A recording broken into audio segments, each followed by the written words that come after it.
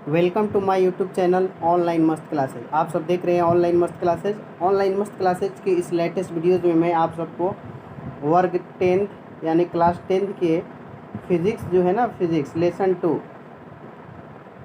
प्रकाश का अपवर्तन, इसके महत्वपूर्ण प्रश्नों से रूबरू कराने वाले हैं। आप सबसे रिक्वेस्ट है कि वीडियो को अंत तक देखेंगे हम किसमें है कितना दम। यही सब क्वेश्चंस आपके 2023 बोर्ड एग्ज़ाम में पक्का लड़ेगा, एकदम 100% यही सब प्रश्न आने वाले हैं। तो सभी स्टूडेंट्स आप लोग वीडियो को अंत तक देखिए। वीडियो बहुत ही शानदार और जानदार है, आप में जान पैदा करेगी, आपको बहुत आगे की ओर ले चलेगी। तो आइए हम शुरुआत करते हैं क्वेश्चन नंबर 1 से। आप लोग कमेंट में कमेंट करके ज़रूर बताएंगे, और वीडियो को जो लोग देख रहे हैं उनसे रिक्वेस्ट है कि फटाफट एक लाइक ठोक दीजिए और अपने साथियों में शेयर कर दीजिए। तो देखिए पहला क्वेश्चन देखिए, सही विकल्प चुना है। पी कब तक करेक्ट ऑप्शन 2011 और 15 में आए किसी माध्यम के अपवर्तनांक म्यू का मान होता है। देख सकते हैं साइन आर बटा साइन आई बटा साइन आर, साइन आई गुने साइन आर और साइन आई प्लस साइन आर। तो देखिए इस प्रश्न में बिल्कुल सही जवाब जो है ना, माध्यम के अपवर्तनांक म्यू का जो मान होता है ना, साइन आई बटा साइन आर, पहले का भी बिल्कुल सही जवाब। ओके, 1 का भी 100% राइट आंसर है। चलिए अगला क्वेश्चन नंबर 2 में चलते हैं। क्वेश्चन नंबर 2 देखिए, 2 आपका क्वेश्चन कहता है कि 2013 में ये क्वेश्चन पूछा है कि अवतल लेंस में आवर्धन जो होता है एम बराबर क्या होता है। यू बटा वी होता है, यू भी होता है, U plus V, V by U. तो मेरा मानना है देखिए इसका बिल्कुल 100% राइट आंसर 2 का डी हो जाएगा, वी बराबर वी बटा यू। ठीक है ना, 2 का डी 100% राइट आंसर है। 3 नंबर प्रश्न देखिए, 2013 में ये भी क्वेश्चन पूछा हुआ है कि उत्तल लेंस होता है सभी जगह समान मोटाई का, बीच की अपेक्षा किनारों पर मोटा, किनारों की अपेक्षा बीच में मोटा डी है, इनमें से कोई नहीं। तो इस प्रश्न का देखिए बिल्कुल सही जवाब बीच की अपेक्षा किनारों पर मोटा, ये रॉन्ग है, किनारों की अपेक्षा बीच में मोटा। 3 का सी बिल्कुल 100% राइट आंसर है, जिनका भी कमेंट में है। दोस्तों आप लोग अंत तक वीडियो को देखिए, बहुत ही अच्छे अच्छे प्रश्न का है ना संग। ये देखिए 2016 में पूछा है प्रकाश के अपवर्तन के कितने नियम है, 1 2 3 4। तो इस प्रश्न में आपका 100% राइट आंसर बी हो जाएगा। प्रकाश के अपवर्तन के 2 नियम है ना, 4 का भी, जिनका भी कमेंट में बिल्कुल सही और सटीक आंसर है। फटाफट देखेंगे हम किसमें है कितना दम। ये भी देखिए प्रश्न आपको 2016 में पूछ चुका है कि किस लेंस के द्वारा सिर्फ काल्पनिक प्रतिबिंब बनता है। आपको इसमें से चूज करके बताना है कि काल्पनिक प्रतिबिंब किस में बनता है, उत्तल में, अवतल में, बाइफोकल में, इनमें से कोई नहीं। देखेंगे हम किस में है कितना दम जल्दी। तो देखिए काल्पनिक प्रतिबिंब ना अवतल लेंस में सिर्फ बनता है। 5 का भी बिल्कुल सही जवाब हो जाएगा। जिन भी स्टूडेंट का कमेंट में है ना बिल्कुल सही जवाब, आप लोग वीडियो को शेयर कीजिए, सभी लोग शेयर कीजिए, शेयर रुकना नहीं चाहिए है ना। आप लोग वायरल कर दीजिए वीडियो को। ये आप ही का चैनल है दोस्तों, मैं कहाँ हूँ तू ही तू है, ये सब तेरा अंदाज है और मुझ में जो बोलता है ये तेरी आवाज़ है। 2012 में आया हुआ प्रश्न, किसी बिंब का वास्तविक तथा समान आकार का प्रतिबिंब प्राप्त करने के लिए बिंब को उत्तल लेंस के सामने कहाँ रखेंगे। लेंस के मुख्य फोकस दूरी की दुगनी दूरी पर, अनंत पर, और आगे है लेंस के प्रकाशिक केंद्र तथा मुख्य फोकस के बीच। जल्दी से 6 नंबर प्रश्न का जवाब दीजिए। चलिए दोस्तों हम आपके इसके राइट आंसर बताते हैं। देखिए 6 का बिल्कुल सही जवाब आपका बी हो जाएगा, फोकस दूरी की दुगनी दूरी पर। ओके, 6 का बी राइट आंसर है। जिन भी स्टूडेंट का कमेंट में बी है ना 100% राइट आंसर। चलते हैं अगले प्रश्न की ओर फटाफट मेरे दोस्तों। आप लोग देखेंगे 7 नंबर प्रश्न। देखिए ये क्वेश्चन 2018 में ये क्वेश्चन पूछा है ना। सारा प्रश्न जो है आपके टैली करे के एग्ज़ाम में, क्योंकि हमने आपके लिए बहुत ही है ना मेहनत करके क्वेश्चंस का संग्रह बनाया है। बहुत अच्छे अच्छे प्रश्न का लेसन बाय लेसन पढ़ लीजिए, आपके सारे है ना डाउट क्लियर हो जाएंगे और आप बहुत ही अच्छा प्रदर्शन करेंगे एग्ज़ाम हॉल में। किसी शब्द को उसमें दिए गए छोटे अक्षरों को पढ़ते समय आप कौन सा लेंस प्रयोग करेंगे। यहाँ पे पहला ऑप्शन में है कि 50 सेंटीमीटर फोकस दूरी के उत्तल लेंस, 50 सेंटीमीटर फोकस दूरी का अवतल लेंस। 2 ऑप्शन आगे दिखते हैं क्या है, तो आगे में है कि 5 सेंटीमीटर की फोकस दूरी का उत्तल लेंस और 5 सेंटीमीटर फोकस दूरी के अवतल लेंस। आपका क्या मानना है जल्दी से कमेंट कीजिए। चलिए इस प्रश्न का देखिए, लेंस पसंद करेंगे छोटे अक्षर को पढ़ने के लिए, तो इसके लिए आपका 5 सेंटीमीटर फोकस दूरी का उत्तल लेंस। 5 का सी बिल्कुल सही है 7 नंबर का। चलिए 8 नंबर प्रश्न देखते हैं किनके तरफ से राइट आंसर आता है। बहुत अच्छा अच्छा प्रश्नों का संग्रह है दोस्तों, अंत तक वीडियो को जरूर देखें। आप में 4 चांद निम्न में कौन सा पदार्थ लेंस बनाने के लिए प्रयुक्त नहीं किया जा सकता। 2012 का क्वेश्चन है। कांच नहीं होता है, मिट्टी नहीं होता है, जल और प्लास्टिक नहीं होता है, कौन सा जल्दी से बताओ मेरे प्यारे स्टूडेंट्स। कौन सा पदार्थ लेंस बनाने के लिए प्रयुक्त नहीं किया जा सकता है? चलिए इस प्रश्न का आपका बिल्कुल सटीक आंसर भी हो जाएगा, मिट्टी का इस्तेमाल ही नहीं होता है लेंस बनाने में, ठीक है ना। 8 का भी सही है। 9 नंबर प्रश्न देखो मेरे प्यारे, एक उत्तल लेंस के सामने वस्तु 2f पर रखी जाए तब उसका प्रतिबिंब कहाँ है? वस्तु 2f पर रखी गई है, प्रतिबिंब कहाँ बनेगा? अच्छा प्रश्न है, अनंत पर, 2f पर, f पर और f तथा c के बीच। चलिए इस प्रश्न का हम बिल्कुल सही जवाब देते हैं। जब वस्तु 2f पर हो तो प्रतिबिंब भी 2f पर बनता है। बिल्कुल आपका 9 का बी हो जाएगा राइट आंसर। जिनका भी कमेंट में है ना सही है, 40 प्लस प्रश्न पूछने वाले हैं, वो भी धाकड़ धाकड़ प्रश्न है ना, एकदम धाकड़ धाकड़ क्वेश्चन है, अंत तक जरूर देखिएगा। अगला क्वेश्चन देखिए, सरल सूक्ष्मदर्शी किसका उपयोग होता है? बहुत ही मस्त प्रश्न है। उत्तल लेंस का, अवतल लेंस का, उत्तल दर्पण का, अवतल दर्पण का, बताइए क्या होगा राइट आंसर, जल्दी से बताओ। सरल सूक्ष्मदर्शी में किसका उपयोग होता है? चलिए इस प्रश्न में आपका बिल्कुल 100% ए हो जाएगा, है ना, उत्तल लेंस का इस्तेमाल होता है। 10 का ए बिल्कुल सही जवाब। 11 नंबर प्रश्न देखिए, आपका कहता है कि लेंस के द्वारा, किस लेंस के द्वारा काल्पनिक प्रतिबिंब प्राप्त बनता है? आपको काल्पनिक प्रतिबिंब बनाना है। पहला अवतल लेंस के द्वारा, उत्तल लेंस के द्वारा, बाइफोकल लेंस के द्वारा, इनमें से कोई नहीं, है ना। आपको आभासी काल्पनिक प्रतिबिंब चाहिए तो किसका द्वारा होगा? तो इस प्रश्न में ना आपका बिल्कुल ये सही है, अवतल लेंस के द्वारा। बिल्कुल 100% आपका राइट आंसर अवतल लेंस। 11 का ए जिनका भी कमेंट में है बिल्कुल सही जवाब है। देखेंगे हम किसमें है कितना दम। अगले प्रश्न की ओर हम बढ़ते हैं। फटाफट मेरे प्यारे स्टूडेंट्स, आप लोग देखिए, एक शानदार वीडियो आपके सामने प्रस्तुत है जो आपको आगे की ओर ले जाएगी। यदि वस्तु उत्तल लेंस के फोकस तथा फोकस दूरी की दुगनी दूरी पर हो तो प्रतिबिंब कैसा होगा? 4 ऑप्शंस देख सकते हैं आपके सामने गिवन है। जल्दी से चारों ऑप्शंस में से चूज करके बताइए।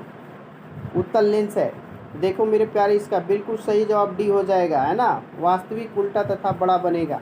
जिनका भी कमेंट में डी है बिल्कुल सटीक 100% राइट आंसर। आगे नंबर 13 देखिए, 13 आपका कहता है कि उत्तल लेंस को कौन सा लेंस कहा जाता है? जल्दी से बताइए। अभिसारी, अपसारी, बाइफोकल, इनमें से कोई नहीं। 13 का जवाब दीजिए। 13 का आपका बिल्कुल सही जवाब आ रहा है, बहुत सारे स्टूडेंट का अभिसारी। 13 का है। देखिए आपको हम बता दें, जो पिछला प्रश्न था उसमें बहुत सारे स्टूडेंटों ने सटीक आंसर दिया था, जिसमें है कि मिस्टर फैजान ने पिछले क्वेश्चन का आंसर सटीक दिया था। फिर है एक इमरान ने भी कल के प्रश्न का राइट आंसर दिया था। एक फैजान सैयदना, उनका भी था, फैजान सैयदना का भी राइट आंसर है। और भी एक रामुल हैं, और भी स्टूडेंटों ने बहुत अच्छा जवाब दिया था। आज के भी वीडियोज़ में आपको लास्ट में एक प्रश्न दिया जाएगा, इसलिए अंत तक देखिए। जो भी स्टूडेंट उस प्रश्न का सटीक आंसर देगा उसका नाम अगले वीडियो में लिया जाएगा, है ना। तो अगर आप रुकेंगे अंत तक तो आपको उस प्रश्न से रूबरू करा दिया जाएगा। जो भी देंगे उन लोग का सटीक आंसर उनके अगले वीडियो में नाम लिया जाएगा। लेंस की क्षमता, है ना, व्यक्त की जाती है, ठीक है। बताइए, फोकस दूरी के द्वारा, फोकस दूरी की दुगनी द्वारा, फोकस दूरी की तिगुनी, फोकस दूरी के व्युत्क्रम द्वारा लेंस की क्षमता। तो आपने पढ़ा होगा कि P बराबर सूत्र होता है 1/f, और 1/f को व्युत्क्रम कहते हैं। बिल्कुल आपका 14 का डी 100% राइट आंसर जिन भी स्टूडेंट का कमेंट में है। चलिए बढ़ते हैं हम अगले 15 नंबर प्रश्न की ओर। यहाँ पे स्टूडेंटों के बीच शानदार मुकाबला जारी है, कोई नहीं है किसी से कम। कब से देख रहे हैं हम? उत्तल लेंस द्वारा आवर्धित काल्पनिक प्रतिबिंब तब बनता है जब वस्तु रहती है, कहाँ पे रहती है? अनंत पर, फोकस और लेंस के बीच, फोकस दूरी की दुगनी फोकस के बीच। देखते हैं इस प्रश्न का सटीक आंसर कौन सा मेरा प्यारा रसगुल्ला देता है। चलिए इसका बिल्कुल सही जवाब आपका सी हो जाएगा, फोकस और लेंस के बीच। 15 नंबर प्रश्न का सी 100% राइट आंसर हो चुका है।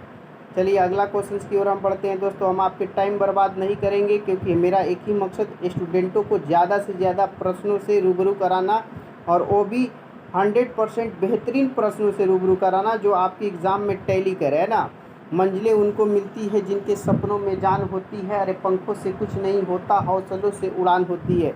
तो आपको सफल बनाने के लिए ऑनलाइन मस्त क्लासेज ने जीजान लगाए बैठे हुए हैं। सघन माध्यम से विरल माध्यम में गमन करने पर आपतन कोण जो होता है आई और अपवर्तन कोण आर के बीच क्या संबंध होगा? देखेंगे इस प्रश्न का क्या जवाब आता है। सघन माध्यम से विरल माध्यम में, देखे होंगे जब सघन माध्यम से कोई वस्तु विरल माध्यम में जाती है तो अविलंब से दूर हट जाती है, कंडीशन है। तो इस कंडीशन में अपवर्तन कोण का ये जो मान हो जाता है ना, इससे बड़ा हो जाता है, यानी आर कभी भी बड़ा होगा आई से। तो ऐसा ऑप्शन आपके सी में है। तो जिनका भी कमेंट में 16 का सी है बिल्कुल सही जवाब। 17 नंबर की ओर हम बढ़ते हैं। एक बार अपने स्टूडेंटों से रिक्वेस्ट करेंगे कि जो भी अभी तक वीडियो को लाइक ना किए, प्लीज़ एक प्यारा सा लाइक कर दें, क्योंकि आपकी लाइक है ना हमारी हौसला अफजाई करते हैं। सभी लोग वीडियो को लाइक करेंगे और एक बार अपने प्यारे प्यारे दोस्तों में भी शेयर कर दे। प्रकाश की चाल सबसे अधिक होती है किस में, जल्दी से बताओ जाए। ये प्रश्न बहुत इंपॉर्टेंट। देखते हैं इस प्रश्न का जवाब किन की तरफ से राइट आंसर आता है। चलिए इसका देखिए बिल्कुल आपका सी सही है ना। शून्य निर्वात में प्रकाश की चाल जो होती है सबसे अधिक होती है। अगला प्रश्न देखिए 18 नंबर की, लाल और नीले वर्ण की किरणों के कांच की सतह पर वायु में आपतन कोण समान तथा कांच में अपवर्तन कोण क्रमशः R1 तथा R2 है, तब किसका मान क्या होगा, देख सकते हैं। तो 18 नंबर प्रश्न का देखते हैं कौन सा विजेता बनता है। चलिए इस प्रश्न का बिल्कुल सही जवाब R1 जो होगा ना छोटा होगा R2 से। बिल्कुल 18 का ए सही है ना, सी सही है। 19 नंबर प्रश्न देखिए कहता है कि स्नेल के नियमानुसार होता है म्यू बराबर साइन आई बटा साइन आर, दूसरा है म्यू बराबर साइन आई प्लस साइन आर, सी है म्यू बराबर sine i minus sine r, D है इनमें से कोई नहीं। तो जल्दी से बताओ मेरे प्यारे शेर और शेरनियों 19 का राइट आंसर क्या होगा।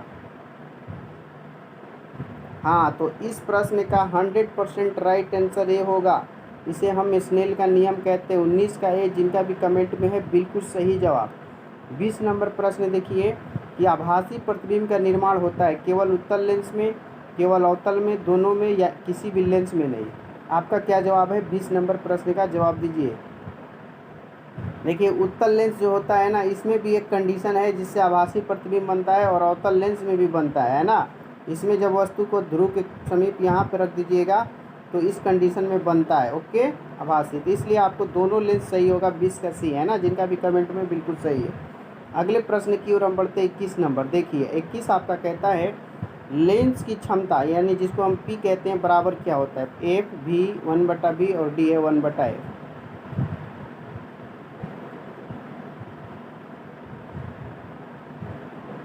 बताइए इसका राइट आंसर क्या होगा। हाँ तो डी सही है, एकदम बिल्कुल सही जवाब। लेंस की क्षमता बराबर पी बराबर होता है 1/f ओके। जिन भी स्टूडेंट का कमेंट में 21 का डी था ना बिल्कुल सही है। 22 नंबर प्रश्न, लेंस की क्षमता का ऐसा ही मात्रक बताना है। मीटर होता है, मीटर प्रति सेकंड होता है, न्यूटन होता है या डायोप्टर होता है। चलिए एवरीवन देखेंगे हम किन के तरफ से राइट आंसर आता है। लेंस की क्षमता का आपको ऐसा ही यूनिट बताना है। हाँ तो इस प्रश्न में बिल्कुल डी सही है, डायोप्टर है ना। लेंस की क्षमता का मात्रक डायोप्टर। 22 का डी 100% सही। 23 नंबर प्रश्न देखिए आपका कहता है कि पानी के भीतर तैरते मनुष्य किनारे पर स्थित मीनार की ऊंचाई कैसी लगेगी, ज़्यादा कम, ज़्यादा, जितनी है उतनी, इनमें से कोई नहीं। पानी के भीतर तैरते मनुष्य को किनारे पर स्थित जो मीनार है ना उसकी ऊंचाई कैसे लगेगी। बहुत अच्छे अच्छे प्रश्न हमने लाए हैं। तो देखिए अगर कोई व्यक्ति जो है पानी में अगर तैर रहा है ना तो उसको ना मीनार जो है ये मीनार वो उसको है ना इसमें आपको ज़्यादा लगेगी। 23 का ना ये बिल्कुल सही होगी, ऊंचाई 100% ज़्यादा लगेगा प्रकाश के अपवर्तन की घटना के कारण।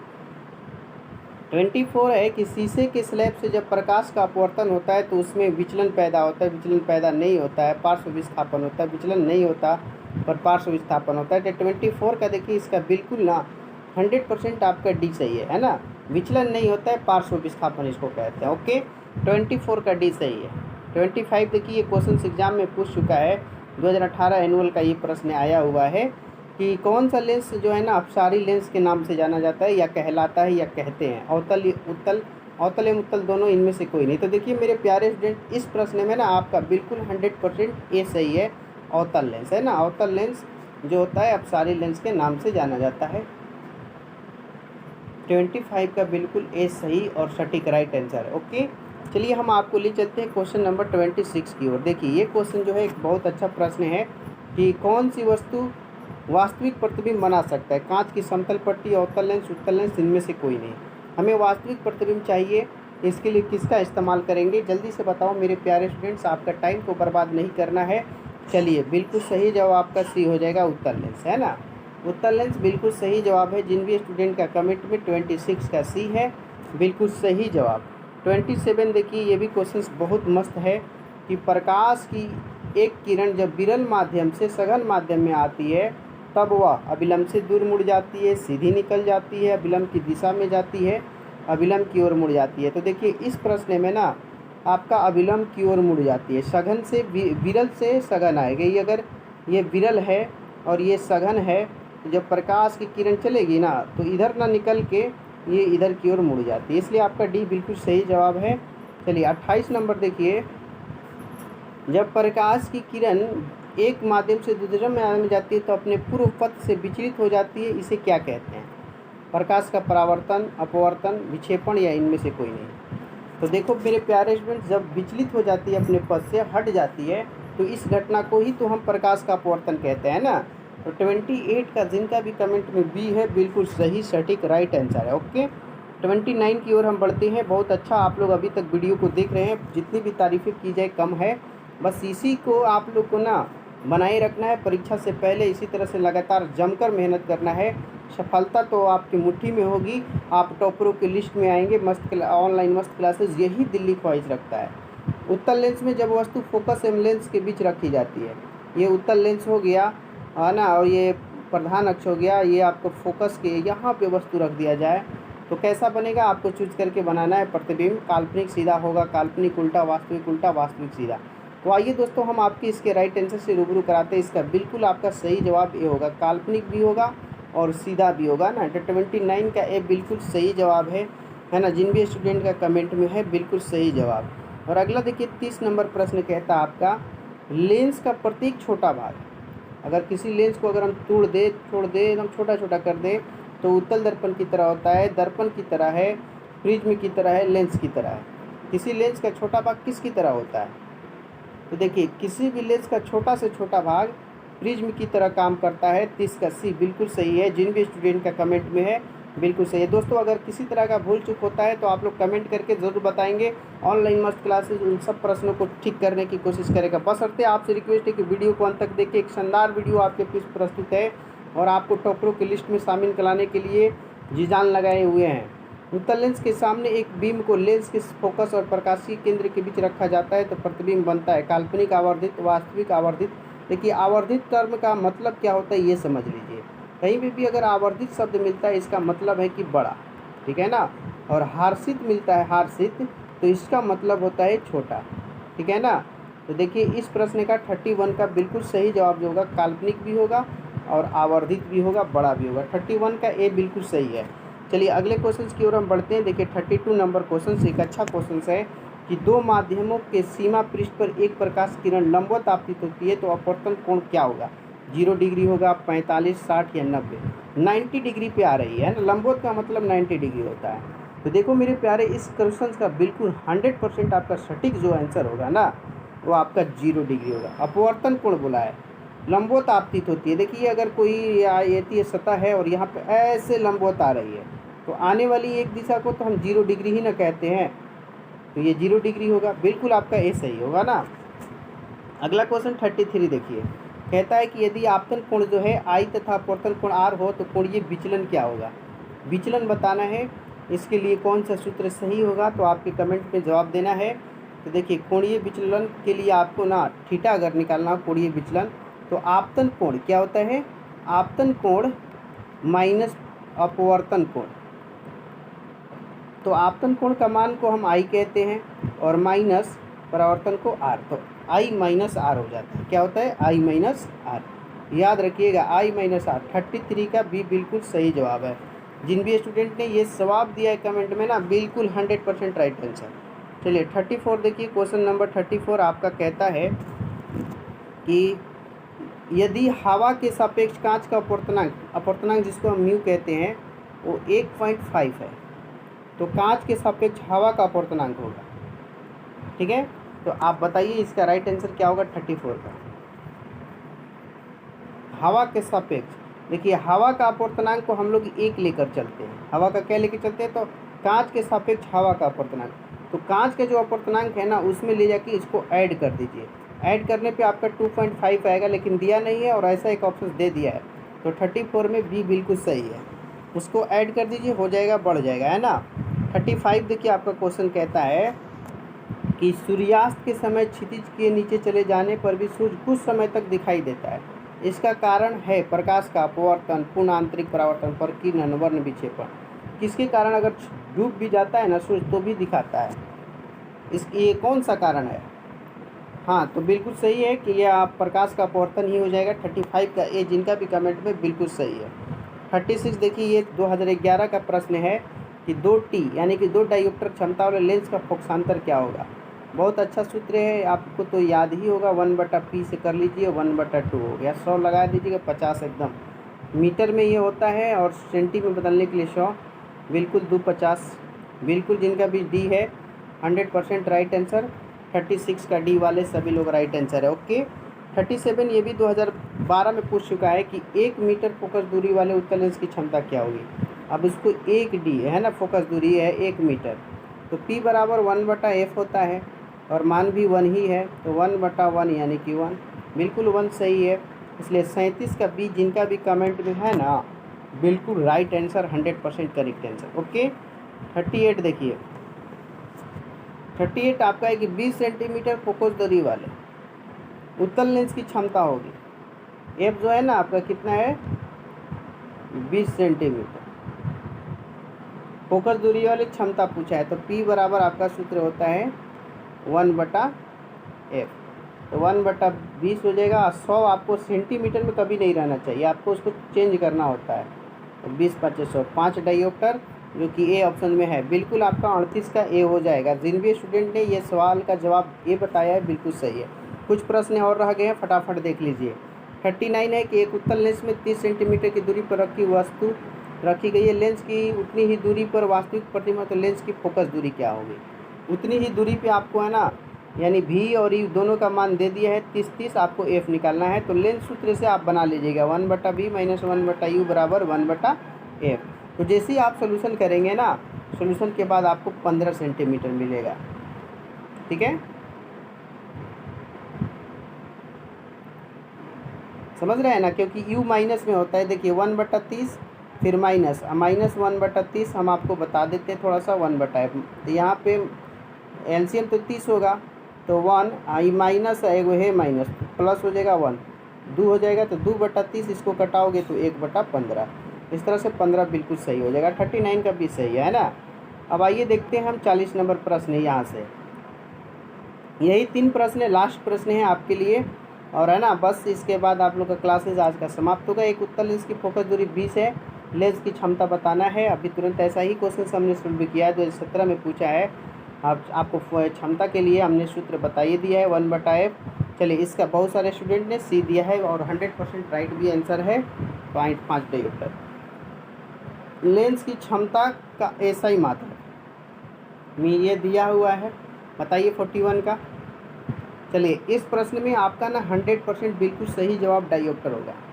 और लास्ट प्रश्न इसका देखिए कि मरीचिका के निर्माण का मूल कारण क्या होता है। मरीचिका जो बनती है ना, उसका निर्माण का मूल कारण क्या है।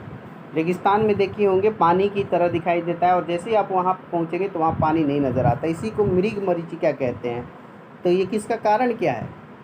हाँ तो देखिए इसका ना टोटल इंटरनल रिफ्लेक्शन, इसका सी सही जवाब है। जिनका भी कमेंट में सी है ना, बिल्कुल सही है। दोस्तों अभी जाइए मत, क्योंकि अभी आज का सवाल भी आपके पास है ना, पूछना है।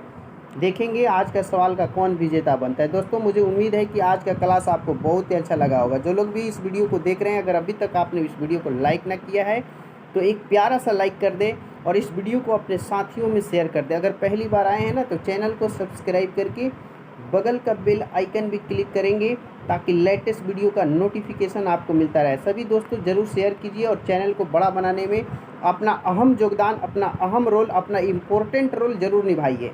ये आप ही का चैनल है, मैंने पहले भी बोला है कि मैं कहाँ हूँ तू ही तू है, ये सब तेरा अंदाज़ है, अरे मुझमें जो बोलता है ये तेरी आवाज़ है कहूँ तो है, नहीं नहीं कहूँ तो है, इस है ना है के बीच में कुछ ना कुछ तो है।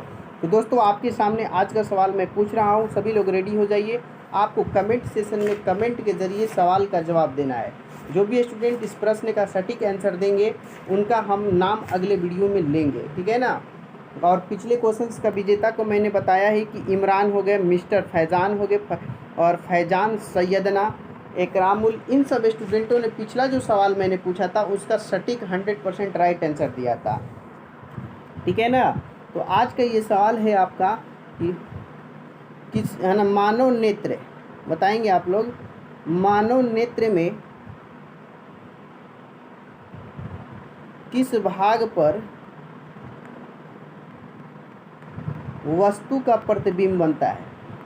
हमारे आँख में किस भाग पर वस्तु का जो होता है ना इमेज यानी कि प्रतिबिंब बनता है, इसका आप लोग कमेंट करके बताएंगे। जो भी स्टूडेंट सबसे पहले इसका जवाब देंगे उन सब का नामों को संग्रह करके मैं अगले वीडियो में आपका नाम लूँगा, ठीक है ना दोस्तों। तो आज का आप लोगों ने प्रश्न देख चुका है किस भाग पर बनता है, देखेंगे कौन सटीक आंसर है। दोस्तों आपको अगर वीडियो पसंद आता है तो ज़रूर आप लोग लाइक कीजिए। अगर किसी तरह का कोई प्रॉब्लम होता है तो कमेंट सेशन में कमेंट के ज़रिए पूछ लीजिए, है ना। ऑनलाइन मस्त क्लासेज उन प्रश्नों को सलूशन करने की कोशिश करेगा। दोस्तों लाइक नहीं रुकना चाहिए और शेयर भी आप करते रहिए दोस्तों में, है ना। एक शानदार तरीके से आपको यूट्यूब पर पढ़ाया जाता है, ये आप ही का चैनल है मेरे प्यारे स्टूडेंट्सों, है ना। फिर मिलेंगे। आप लोगों ने अंत तक देखा वीडियो, इसके लिए हम आप सबका तहे दिल से स्वागत करते हैं और आपका शुक्रिया अदा करना चाहते हैं कि आपको इस वीडियो को अंत तक देखा और फुल सपोर्ट किया, है ना। फिर मिलेंगे एक शानदार और जानदार और धमाकेदार वीडियो के साथ अगले वीडियो में। इसी तरह के अगर वीडियो देखना चाहते हैं तो प्लेलिस्ट और वीडियोज़ में बहुत सारे वीडियो पड़े हुए हैं, आप जाकर देख लीजिए, ठीक है दोस्तों। फिर मिलते हैं अगले वीडियो में। Thanks for watching this video. जय हिंद, टाटा, बाय बाय।